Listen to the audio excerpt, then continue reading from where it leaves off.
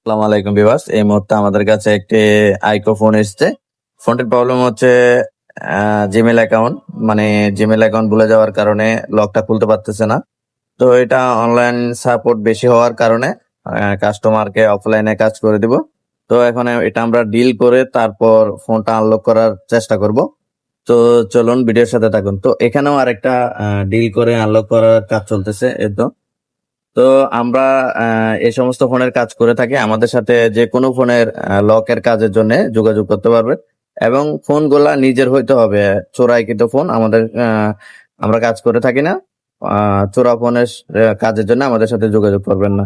তো নিজের ফোন হইলে, ডকুমেন্ট হইলে আমাদের সাথে যোগাযোগ করবেন। আমরা ফোনের লকগুলো খুলে দিব। তো এটা এখন আমরা লক খুলবো, চলুন ভিডিওর সাথে থাকুন। তো বিয়ার্স, আলহামদুলিল্লাহ আমাদের ফোনটি এই মুহূর্তে এফআরপি আনলক করা হয়ে গিয়েছে। তো দেখেন এখানে আমরা ডিল করে এফআরপিটি আনলক করে দিয়েছি।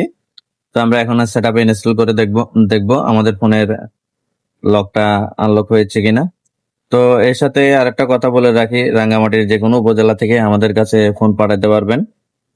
যে কোনো ফোনের সেটের আনলক করার জন্য, মাদারবোর্ডের কাজের জন্য। মনে করেন 2-4-5 দোকান দেখাইছেন, কাজ হয় নাই, ঠিক আছে।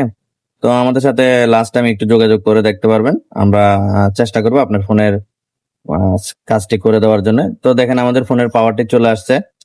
তো আমাদের কাছে যে কোনো ফোনের ডিসপ্লেও পেয়ে যাবেন, ব্যাটারিও পেয়ে যাবেন।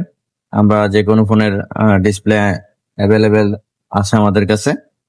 তো দেখেন ফোনের লোগোটা চলে আসছে, সেকেন্ড লোগো চলে আসছে। তো দেখেন এখানে একটা লক থাকতো, লকটা এখন নাই। তো আমরা এখন নেক্সট দিয়ে দেখবো আমাদের ফোনের কাজটি হয়েছে কিনা। তো ফোনটা কিন্তু নানিয়া চোর থেকে আমাদের কাছে একজন কাস্টমার ভাই নিয়ে আসছে। তো দেখেন অফলাইন অপশনটি চলে আসছে, যেটা কিছুক্ষণ আগেও ছিল না।